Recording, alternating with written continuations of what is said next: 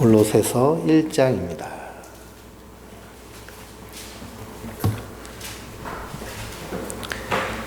1장 24절로 29절까지, 골로새서 1장 24절로 29절까지 한 목소리로 같이 읽겠습니다.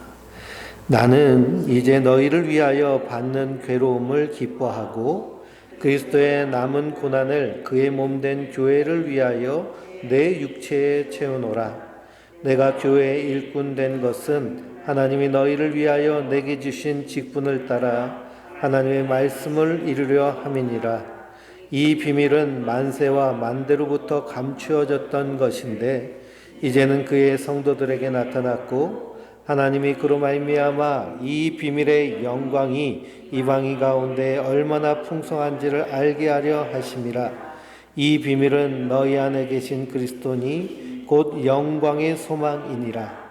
우리가 그를 전파하여 각 사람을 권하고 모든 지혜로 각 사람을 가르침은 각 사람을 그리스도 안에서 완전한 자로 세우려 함이니 이를 위하여 나도 내 속에서 능력으로 역사하시는 이의 역사를 따라 힘을 다하여 수고하노라. 아멘. 할렐루야.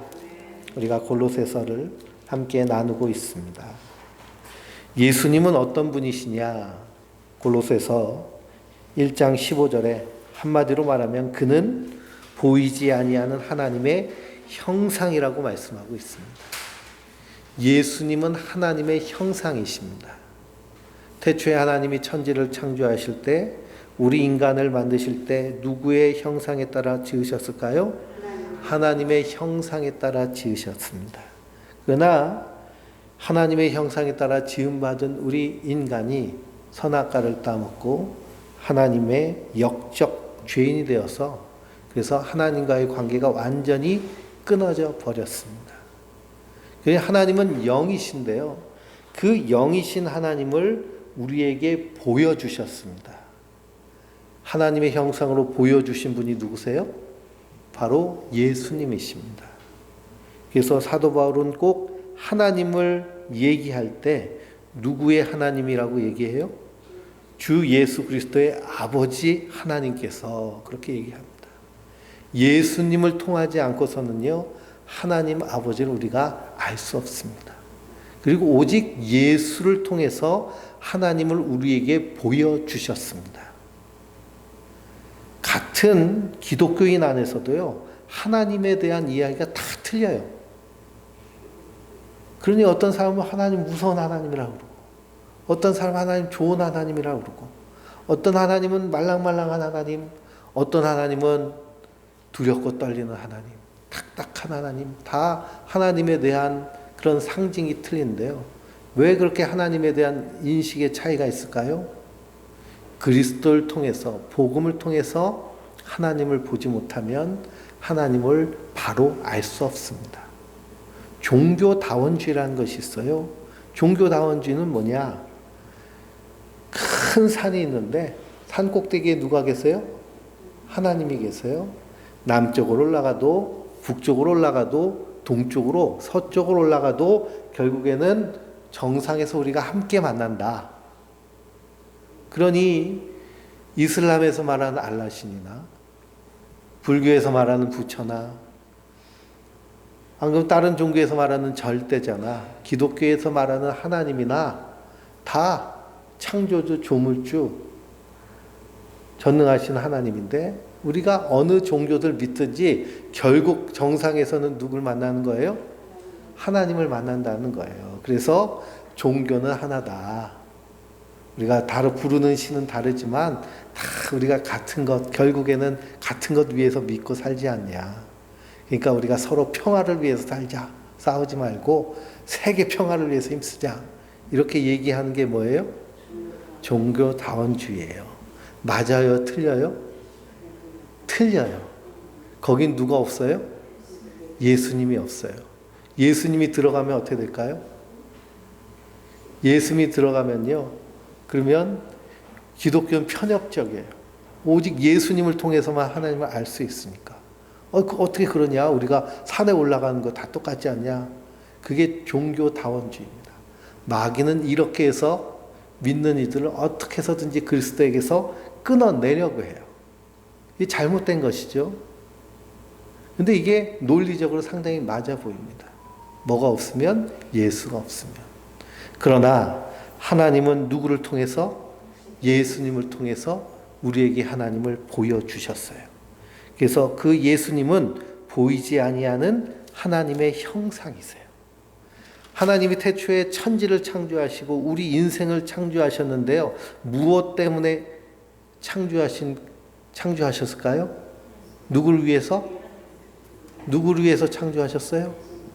예수님을 위해서 창조하셨어요. 나를 위해 창조하셨다고 착각하지 마세요.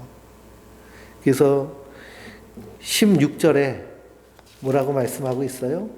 만물이 그에게서 창조되되 하늘과 땅에서 보이는 것과 보이지 않는 것과 혹은 왕권들이나 주권들이나 통치자들이나 권세들이나 만물에 다 그로 말미암고 그를 위하여 창조되었다 그랬습니다.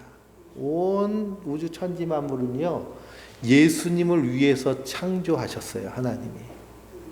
그래서 그 발 앞에 다 복종케 하시려고 하나님이 창조하신 거예요. 아담과 하와를 만드시고 아담과 하와를 에덴 동산에 두셨잖아요. 그리고 하나님은 동산 중앙을 거니셨어요. 근데 하나님은 영이신데 동산 중앙을 걸어 다니는 것은 영이 걸어 다니시나요? 안 그러면 어떤 존재가 걸어 다니는 걸까요? 예? 영이 걸어 다니는 게 보여요?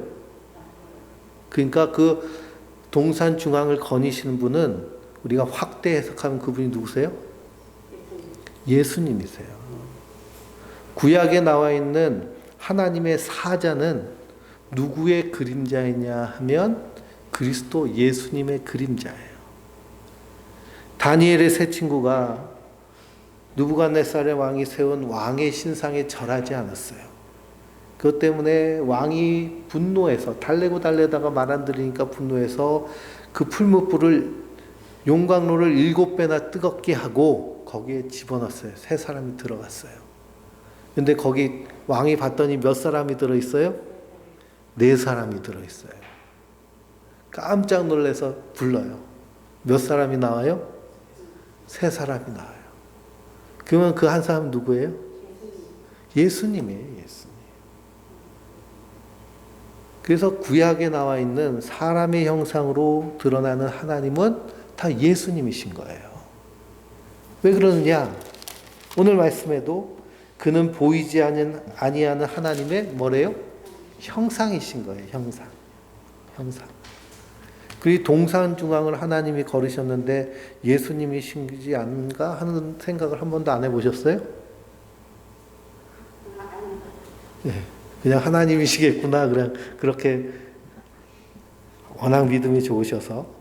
근데 우리가 보이지 않는 하나님의 형상은 예수님이신 거예요. 그래서 온 우주는 그를 위해서 창조되었어요. 그리고 그분이 우리를 구원하시기 위해서 사람의 형상을 입고 이 땅에 오셨어요. 그런데 주인이 오셨는데 주인을 알아봤어요? 못 알아봤어요?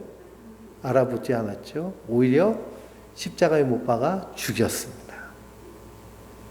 그 예수님께서 포도원 농부의 비유를 하셨어요.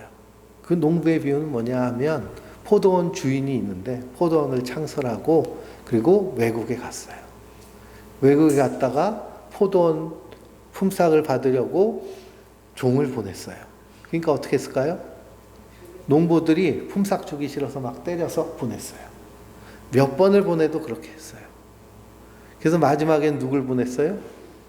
아들을 보냈어요. 내가 아들을 보내면 그들이 공경하리라.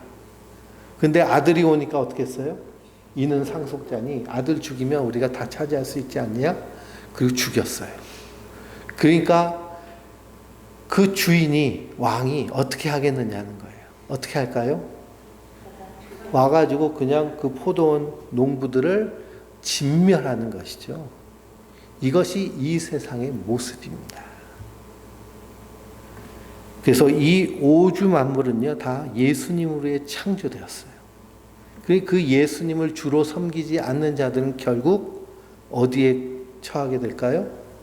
심판과 영벌에 들어가게 되는 줄 믿습니다. 그분이 그래서 예수님을 통해서 하나님은 하나님의 충만함을 예수님께 다 부어주셨어요. 그분이 하신 일이 뭘까요? 그의 십자가의 피로 화평을 이루셔서 하나님과 화평케 하는 사역을 감당하셨습니다. 그래서 우리가 악한 행실로 멀리 떠나서 뭐가 되었을 때? 하나님과 원수가 되었을 때 우리를 대신해서 십자가에 달려 죽으심으로 화목하게 하셨을 뿐만 아니라 우리가 22절을 읽어볼까요? 이제는 그의 육체의 죽으심으로 말미암아 화목하게 하사 너희를 거룩하고 흠없고 책망할 것 없는 자로 그 앞에 세우고자 하셨으니 그랬습니다. 예수님이 십자가에 달려 죽으셔서 우리의 허물과 죄를 다 감당하시고 원수되었던 우리를 하나님과 화목하게 하셨어요. 그래서 하나님 보시기에 우리는 어떤 사람들이에요? 거룩하고 흠없고 책망할 것이 없는 사람이에요.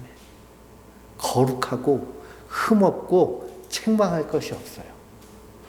가슴을 치면서 이렇게 말씀하세요. 거룩하고 흠없고 책망할 것이 없다. 네, 우리가 그런 사람이에요. 그러니까 왜 밥 이렇게 질게 했냐고 책망받을 일은 없어요. 네? 왜 이렇게 했냐고 책망받을 일이 없는 자들이에요. 하나님 책망 안 하세요. 예수님이 다 그 십자가에서 우리 허물과 죄를 대신 값을 다 치르셨기 때문에 성도는 거룩하고 흠없고 책망한 자, 받을 것이 없는 자인 줄 믿습니다. 그러면 우리는 하나님이 이렇게 선포하셨으니 우리는 어떻게 하면서 살면 돼요? 이런 줄 알고 살면 되죠. 또 이렇게 살면 되죠. 그렇게 살 수 있는 힘을 우리에게 주셨을까요? 안 주셨을까요? 주셨어요. 성령님이 우리 안에 계셔서 우리가 그렇게 살도록 몸부림치면 그렇게 살아내도록 힘 주시는 줄 믿습니다. 이 성도는 거룩하고 흠없고 책망 없는 자예요. 그래서 만일 너희가 믿음에 거하고 같이 읽어볼까요? 만일 너희가 믿음에 거하고 터 위에 굳게 서서 너희 들은 바 복음의 소망에서 흔들리지 아니하면 그리하리라.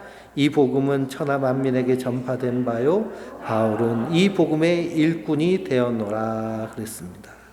그 믿음에 거하고 이 믿음은 예수님을 믿는 믿음. 제가 말씀을 시작하면서 예수님 하나님의 형상이라고 그랬죠. 세상은 하나님이 예수님을 위해 창조하신 것이고 또 그는 교회의 머리시고 우리는 그의 몸이잖아요. 그래서 예수님 십자가의 피로 깨끗하게 씻어주셔서 거룩하고 흠없고 책망할 것 없는 자로 세우신 것을 뭐 하는 거예요? 믿는 거예요. 믿는 것이란 건 내 마음에 결단하는 거예요. 그런 줄 알고 사는 거예요. 그게 옳은 줄 알고 사는 거예요. 여러 가지 다른 세상적인 이야기가 와도 그것을 거절하고 이 믿음을 붙잡는 거예요. 그리고 터 위에 굳게 서서 이 십자가 굳게 붙잡고 서 있는 거죠. 비가 엄청나게 오잖아요. 우리나라는 그래도 오다 말다 해서 다행인데요. 중국은 비가 한 달하고 보름 동안 하루도 쉬지 않고 계속 폭우 쏟아지듯이 계속 쏟아졌습니다. 강이 범람해가지고요. 집들이 2층까지 물이 찼어요. 그래서 이 길거리가 그냥 급류가 흐릅니다. 휩쓸려 나가지 않으려면 어떻게 해야 돼요? 예? 올라가든지 하여튼 기둥을 붙잡고서는 굳게 붙잡고 있어야죠. 놓으면 어떻게 될까요? 휩쓸려 나가는 거예요. 마찬가지로 성도는 예수님 십자가 꼭 붙잡고 터 위에 굳게 서 있는 자들인 줄 믿습니다. 이것이 복음의 소망이에요. 거기 흔들리지 않게 서 있는 것이 성도가 이 땅에서 해야 될 일입니다. 뿐만 아니라 사도 바울처럼 이 복음을 증거하는 일꾼으로 우리를 부르신 줄 믿습니다. 그래서 우리가 우리의 삶의 자리에서 열심히 복음을 증거해야 되는 것이 사명이에요. 그래서 오늘 읽은 말씀 24절에 나는 이제 너희를 위하여 받는 괴로움을 뭐하고 있어요? 기뻐하고 있어요. 왜 사도 바울이 골로새 교인들 때문에 괴로움을 당할까요? 복음을 전하는데요. 골로새 교회 거짓 교사들이 왔다는 얘기를 들었어요. 그래서 그들에게 편지를 쓰면서 예수님이 어떤 분이신가? 예수님은 육신을 입고 이 땅에 오신 하나님이시라는 예수님의 신성에 대해서 분명히 말씀하고 있는 거예요. 선지자 중에 한 사람이 아니라 그분이 하나님이시라는 거예요. 기적과 능력과 표적, 복음서를 읽어보면 예수님이 하신 일들은 기적과 능력과 표적이에요. 그분이 누구시라는? 하나님이시라는. 그래서 갈릴리 바다 풍랑이 일 때 바람과 바다를 명하셨더니, 꾸짖으셨더니 바람과 바다가 어떻게 됐어요? 잔잔해졌어요. 명령을 듣고 순종했어요.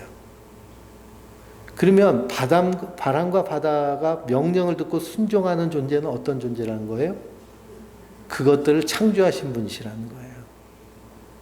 그래서 피조물은 창조주 앞에 복종하게 돼 있어요. 그러니 예수님이 바람을 향해 파도를 향해 명령하시니 그게 잠잠해지신 거예요. 그분이 누구시라는 거예요? 태초의 천지를 말씀으로 창조하신 창조주 하나님이시라는 거예요. 그분이 하나님의 그 형상을 우리에게 보여주시기에 오신 예수님이세요. 그런데 그 신성을 부인하니 복음을 전하기 위해서, 복음 위에 바로 서기 위해서 서신을 쓰면서 위에서 기도하는 그러한 괴로움을 겪고 있는 겁니다. 뿐만 아니라 사도 바울이 복음을 전하러 다니는 전도 여행 가운데 얼마나 많은 박해를 받았어요. 빌립보 성에 들어가서는 귀신 들린 아이를 고쳤다가 감옥에 들어가서 무고히 매를 맞고, 고린도에 갔다가는 거기에 우상장수들이 예수 믿는 사람들 우상을 다 태워버리니까 그 사람들이 또 데모 일으켜가지고 쫓기도 도망가고, 예루살렘에 갔다가는 자기 동족으로부터 위협을 당하고 감옥에 들어가고 하는 수많은 위협과 고난들이 끝이 없었는데요. 사도 바울은 그때마다 슬퍼하고 일을 가는 것이 아니라 어떻게 했어요? 기뻐했어요. 왜 기뻐했을까요? 예? 복음에 합당한 자로 부르심을 받은 것을 알고 기뻐했습니다. 마태복음 5장을 한번 보실까요? 마태복음 5장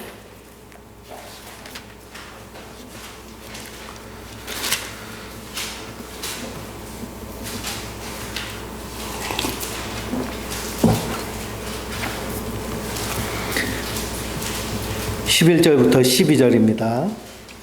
10절부터 읽겠습니다. 의를 위하여 박해를 받는 자는 복이 있나니 천국이 그들의 것임이라. 날로 말미암아 너희를 욕하고 박해하고 거짓으로 너희를 거슬려 모든 악한 말을 할 때에는 너희에게 복이 있나니 기뻐하고 즐거워하라. 하늘에서 너희 상이 큼이라. 너희 전에 있던 선지자들도 이같이 박해하였느니라. 그러니 누구로 말미암아? 예수님 때문에 욕먹고 박해받고 거짓으로 위증당하고 악한 말을 들을 땐 뭐가 있어요? 복이 있는 거예요. 무슨 복? 하나님의 백성이라는 증거예요. 기뻐하고 즐거워하라고 그래요. 너희 상이 큼이라. 이게 예수님과 함께 십자가에서 고난을 동참하는 일입니다. 그래서 실제로 사도행전 5장 40절을 보실까요? 사도행전 5장 40절.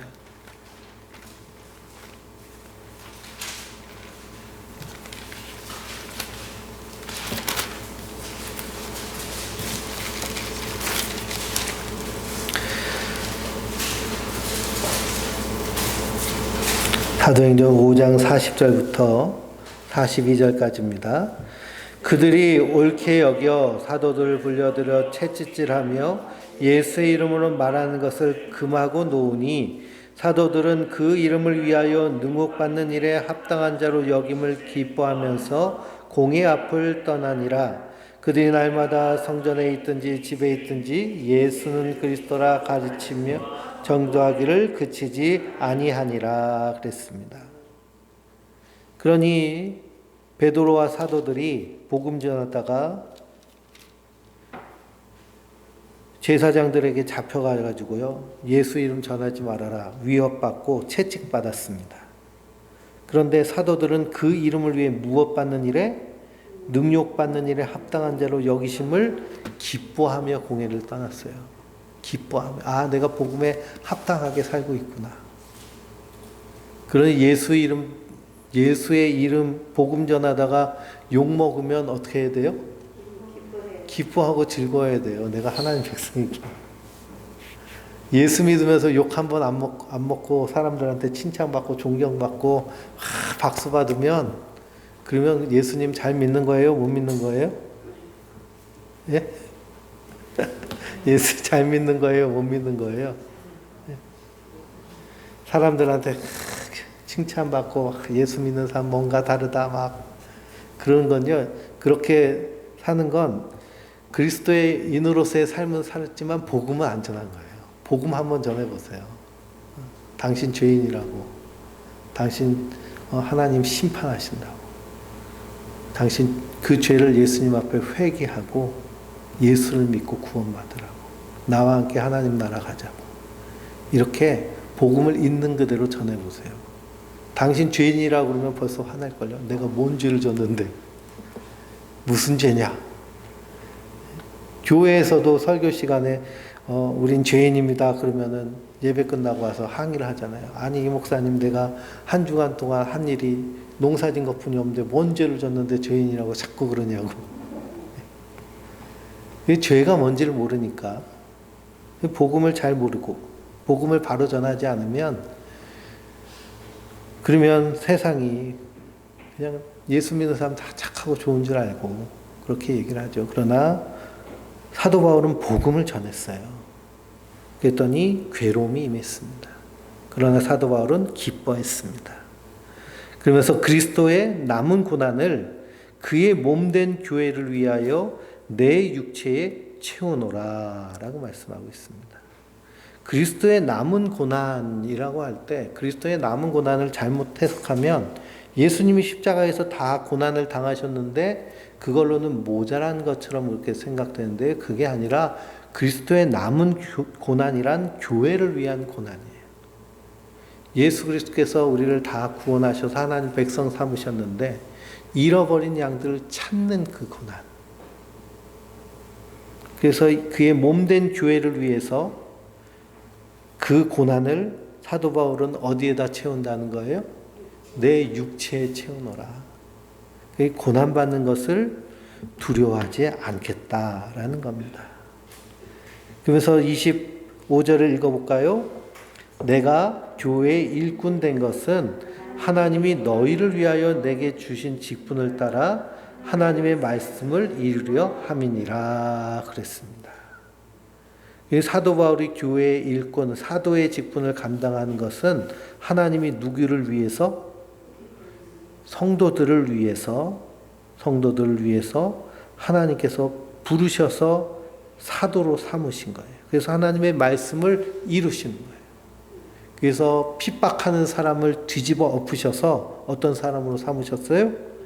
전도하는 사람으로 삼으셨어요. 전도자로 삼으셔서, 그래서 하는 일이 무엇이냐? 28절부터 29절까지 읽어보면 거기 계속해서 반복되는 말이 있는데 뭐가 반복되어 있어요? 비밀이라는 말이 반복되어 있어요. 비밀. 우리 에베소서 3장을 한번 보실까요? 에베소서 3장 1절에서 13절입니다.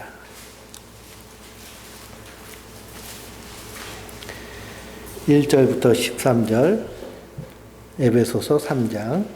이러므로 그리스도 예수의 일로 너희 이방인을 위하여 갇힌 자 된 나 바울이 말하거니와 너희를 위하여 내게 주신 하나님의 그 은혜와 경륜을 너희가 들었을 터이라.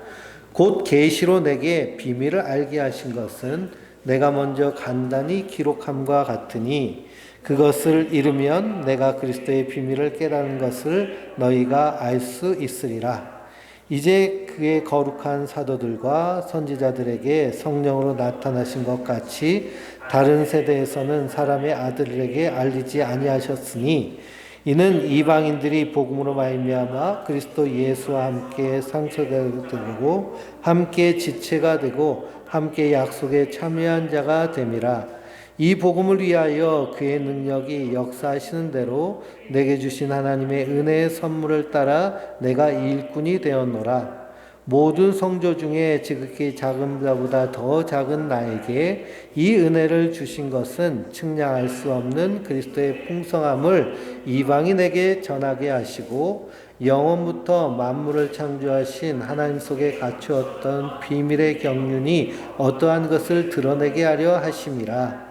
이는 이제 교회로 말미암아 하늘에 있는 통치자들과 권세자들에게 하나님의 각종 지혜를 알게 하려 하심이니 곧 영원부터 우리 주 그리스도 예수 안에서 예정하신 뜻대로 하신 것이라.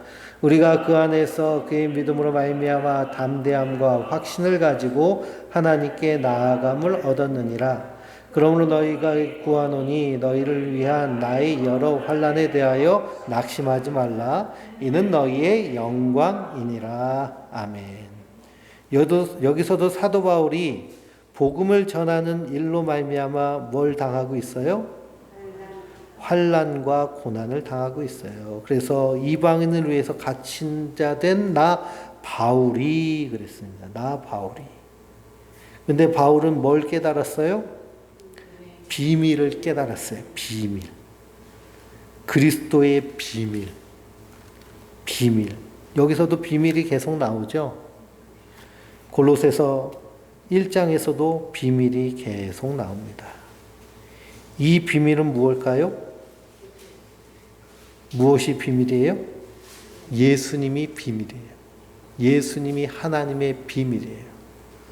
하나님이 사람이 돼서 이 땅에 오셔서 우리의 허물과 죄를 대신 지시고 죽으신 그분이 부활하셔서 그 부활의 영광스러운 모습으로 하나님의 성도, 몸된 교회를 하나님 나라로 삼으실 것이 비밀이에요. 이 비밀은 만세와 만대로부터 감추어졌던 것인데 이제는 누구에게 나타났어요? 그의 성도들에게. 그 성도는 뭘 아는 자들이에요? 비밀을 아는 자들이 하나님의 비밀을 아는 자들. 그리고 그 비밀을 맡은 자들이에요. 그래서 27절에 뭐라고 그럴까요? 하나님이 그들로 하여금 이 비밀의 영광이 이방인 가운데 얼마나 풍성한지를 알게 하려 하심이라. 이 비밀은 너희 안에 계신 그리스도니 곧 영광의 소망이니라 그랬습니다. 그래서 사도 바울은 이 비밀을 맡았어요. 그게 누구에게 증거하는 거예요? 이방인들, 유대인들 말고요. 유대인들은 자기들만 구원받는 줄 알았어요. 자기들만 하나님의 백성인 줄 알았죠. 그러나 예수님이 십자가에 달려 죽으실 때 가룟 유다가 은 30에 예수님을 팔았잖아요. 그 은 30을 가지고 성전에 갔더니 가룟 유다, 네 죄를 네가 당해라. 우리는 알지 못한다. 그러면서 그 돈을 가지고 뭘 샀어요? 예? 토기장이의 밭을 샀어요. 그건 스가랴서 11장에 말씀하신 이제는 이스라엘 유대인들과는 하나님이 이제 완전히 끝난 거예요. 완전히 그냥 갈라졌어요. 더 이상 이스라엘 백성들은 택한 백성이 아니에요. 그래서 연합이라는 막대기를 끊었다. 스가랴서 11장 보면 그렇게 나와 있어요. 하나님 더 이상 이스라엘 백성 유대인들과 연합하지 아니하시고 복음을 받아들인 그런 성도들과 연합하여서 하나님의 교회, 하나님의 나라를 세우시는 줄 믿습니다. 이게 비밀이에요. 이 비밀을 우리가 맡았어요. 그래서 우리는 이 비밀을 세상 가운데 전하는 자들이에요. 그래서 이 비밀, 복음을 전해 듣고 하나님 앞에 나오는 자가 어떤 사람들이에요? 하나님의 택한 백성이에요. 하나님의 택한 백성. 그래서 사도 바울은 고린도전서 2장에 읽어보면 전도에 미련한 것으로 복음을 전한다고 그랬어요. 십자가의 도. 사도 바울이 그 아테네에 가가지고 아테네에서 복음을 전했거든요. 전할 때 어떻게 전했느냐 하면 자기의 철학적인 지식과 언변을 가지고 전했어요. 아테네에 갔더니 보이지 않는 신을 위한 제단까지 만들어 놓은 거예요. 그리스 신화를 읽어보면 그리스 신이 엄청나게 많죠. 그 신이 신들하고 결혼해서 또 애를 낳고 그게 신이 되고 또 사람을 꼬셔가지고 결혼해가지고 반인 반신을 만들어내고 그래서 헤라클레스 뭐 그런 사람들이 그런 존재들이잖아요. 완전 개판이죠, 그렇죠? 개판. 신들이 얼마나 많은지요.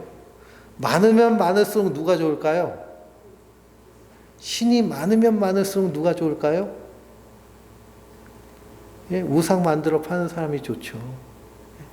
거기 관련된 직종 사람들이 좋죠.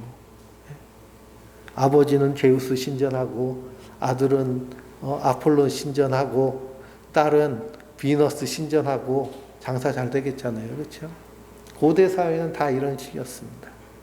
그 신이 많으면 많을수록 돈벌이가 더 잘 되는 거예요. 우리도 그렇지 않아요? 아, 교회 다녔으니 별로 시원치 않아요. 그럼 어디 가볼까 그래요? 절에 가볼까 그래요. 절에 가볼까. 절에 갔더니도 사업도 좀 잘 되고 그러면 아, 이게 맞나 보다 하고 그렇게 사람들은 종교를 정하는 경우가 많거든요. 거의 기복적으로 신앙생활하는 사람들은 그렇습니다. 그러니 이 교회 다니다가 아, 이게 좀 안 맞아 그러면은 장사가 안 되고 뭐 사업이 안 되고 몸이 아프고 그러면은 딴 교회 옮기고 기복적으로 신앙생활하면 그래요. 복음을 바로 들으면 그러면 복음에 합당한 그런 공동체를 찾아 나섰지만 그러니 그 아테네에 가가지고 보이지 않은 신을 위해서도 제단을 만든 걸 보고 사도 바울이 그들과 논쟁했어요. 논쟁에서 이겼을까요? 졌을까요? 논쟁에서 이겼어요. 그런데 논쟁에서 이겼는데도 그들이 예수를 믿었을까요? 안 믿었을까요? 안 믿는 거예요. 안 믿는 거. 복음은 논쟁에서 믿어지는 게 아닙니다. 복음 그 자체가 하나님 말씀의 능력이기 때문에요. 하나님의 백성 그 복음 들고 주님 앞에 나오는 거예요. 그러니 전하는 자가 복음을 분명히 바로 전하면 하나님의 백성은 반드시 그 복음을 듣고 나오게 돼 있어요. 사도 바울은 이 복음의 능력을 하나님의 비밀이라고 말하고 그 비밀을 증거할 때 하나님의 백성들이 하나님 앞에 나오게 됩니다. 그래서 28절에 뭐라 그래요? 우리가 그를 전파하여 각 사람을 권하고 우리 모든 지혜로 각 사람을 가르침은 각 사람을 그리스도 안에서 완전한 자로 세우려 함이니 그랬습니다. 그리스도 안에서 완전한 자는 어떤 자일까요? 그리스도 안에서 완전한 자는요, 예수님 닮은 것, 예수님의 형상에 따라가는. 그런데 이단과 사이비는 뭐라고 할까요? 이단과 사이비는 예수 믿는 건 초보적 단계다. 그래서 다락방 같은 데서는요, 믿음의 단계에서 넘어서서 영접의 단계로 가야 된다. 믿기만 하면 안 되고 영접해야 된다는 거예요. 요한복음에 보면 영접하는 자 곧 그 일을 믿는 자들에게는 이렇게 돼 있잖아요. 근데 영접하는 거랑 믿는 거랑 말만 다른 거지 개념은 어때요? 똑같은 거예요. 똑같은 거. 요한복음의 특징은 똑같은 단어를 계속 반복해서 얘기하지 않고요. 다양한 표현을 합니다. 그래서 믿음이라는 단어, 영접하는 단어. 영접하는 자, 곧 그 이름을 믿는 자라고 또 성경은 또 친절하게 이꼬로 표시를 해줬잖아요. 그렇죠? 예수님은 빛으로 표현하기도 하고 또 양의 문이라고 표현하기도 하고 선한 목자라고 얘기하고 포도나무라고도 얘기하고 그렇게 예수님을 다양하게 표현했어요. 요한복음은. 그런데 믿음의 단계를 넘어서서 영접의 단계로 나아가야 된다. 그게 솔깃한 거예요. 복음을 잘 모르면. 그러니까 영접의 단계로 나오기 위해서 내가 뭐 해야 될 것에 대해서 얘기를 하면은 거기에 홀깃해가지고 거기에 빠지게 되죠. 이게 뭘까요? 이게 율법주의예요. 뭔가를 막 해야 돼요. 그래서 이단 그 율법주의에 빠지면 얼마나 해야 될 게 많은지 모릅니다. 이것도 해야 되고 저것도 해야 되고. 근데 외형적으로 볼 때는 되게 충실하게 신앙생활 하는 거예요. 아침에 일어나서 큐티하고, 점심에 오전 기도하고, 점심 먹고, 오후에 일하면서 또 기도하고, 저녁에 또 말씀 보고, 잠자기 전에 영시 기도하고, 탁 자면 하루가 꽉 차 있죠. 그렇죠? 근데 이게 율법적으로 되어 있는 거예요. 율법주의와 복음의 차이는 뭐냐 하면, 복음은 정말 하나님의 사랑, 그리고 하나님의 사랑에 감사하고 하나님이 나를 얼마나 사랑하시는지 알고 싶어서 공부하는 거예요. 성경도 읽고 기도하고.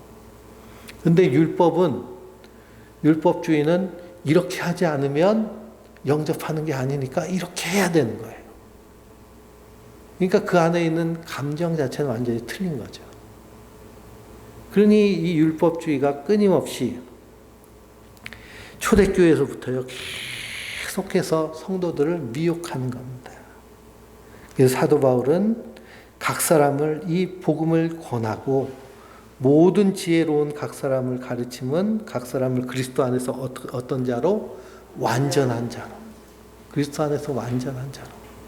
그리스도 안에서 완전한 자는요, 하나님의 사랑을 풍성히 누려서 이 그리스도 안에서 하나님과의 관계에서 하나님을 사랑하고 나도 하나님을 사랑하고 나와의 관계에서도 나를 진정으로 사랑하고 그리고 이웃과의 관계에서도 사랑의 관계가 세상의 관계에서는 하나님의 뜻대로 세상을 경영하는 모습으로 세워지는 것이 성도가 그리스도 안에서 완전한 자로 세워지는 줄 믿습니다. 이를 위하여 29절에 이를 위하여 나도 내 속에서 능력으로 역사하시는 이의 역사를 따라 힘을 다해 수고하노라 그랬습니다. 그러니 사도 바울이 이렇게 복음을 위해서 수고하는데요. 자기 힘으로 하는 것이 아니라 누구의 힘에 따라 내 속에서 능력으로 역사하시는 이 그분이 누굴까요? 예, 성령님이세요. 성령님. 그러니 천지를 창조하시고 하늘에서 심판을 예비하신 분 성부 하나님, 그분이 형상이 되어서 우리에게 나타나신 분이 예수님, 그분이 영이 되어서 우리에게 임하셔서 우리 안에서 일하시는 분이 성령님이세요. 같은 하나님이시지만 하나님이 일하시는 것이 다르죠. 그래서 하나님, 예수님, 성령님 엄청 헷갈리잖아요. 그렇죠? 여기다가 하나님이라고 해도 정답이고 예수님이라고 해도 정답이고 성령님이라고 해도 정답인데 전 목사니까 정확히 말씀드려야 되잖아요. 그렇죠? 그래서 내 속에서 능력으로 역사하시는 이가 성령님이세요. 성령님의 역사를 따라 힘을 다해 수고해요. 그래서 성령님이 내 안에서 역사는 말은 일하시는 것인데요. 그러면은 우리가 성령님이 우리 안에서 일하실 때 힘을 다해서 내가 수고한다는 것은 어떻게 수고하는 걸까요? 성령 충만은 말씀 충만. 성령의 인도함은 말씀의 인도함. 말씀이 육신이 되어 이 땅에 오신 분이 예수님이시잖아요. 이분이 영으로 계신 분이 성령님이신데요. 그럼 성령님도 뭘로 역사하세요? 말씀으로 역사하시는 거예요. 그래서 사도 바울은 하나님의 말씀을 받아서 그 말씀이 비밀이잖아요. 복음을 받아서 그 복음을 전하는 일을 힘을 다해 수고하는 거예요. 그래서 우리가 성경을 묵상하면서 말씀을 받았을 때 그 말씀이 우리 안에서 성령님이 역사하실 수 있도록 우리도 어떻게 하는 걸까요? 말씀에 순종하는 거예요.